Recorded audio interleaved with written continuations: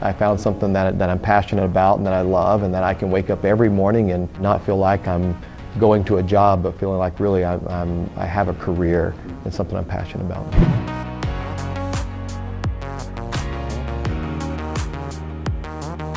So I'm Jason Hunt. I'm one of the head and neck cancer surgeons. I'm also the disease center leader for the head and neck oncology group. It's not just about moving patients through and having one treatment for that patient. So we have social workers that are in clinic. I also have speech and language pathologists in the head and neck clinic. Our nurses, our medical assistants, a lot of individuals are talking to patients. And sometimes I learn things from the other staff members that I maybe didn't pick up from on the patient. The procedures that we do are fascinating procedures, but really it comes down to the patient interactions that you have.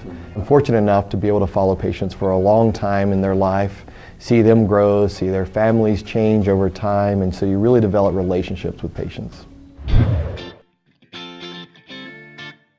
I thought I wanted to be an architect. So architecture, obviously you are designing things to build.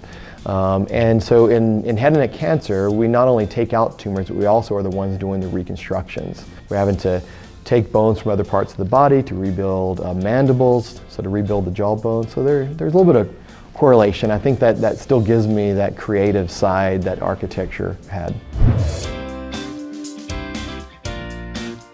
If there's something that needs to be done to try to figure out how to take care of the problem. And I think that's from growing up. My father always fixed things around the house, no matter if he should be calling someone or not. So I think I picked up some of those skills along the way. I love to fly fish. I love to be outdoors. And when I'm out fishing, I love to get away from most everything else. So smaller the water, the further out, the better. One of the perks of moving to Utah was easy access to fly fishing. It should be mentioned that head and neck cancers, it's a rapidly evolving field.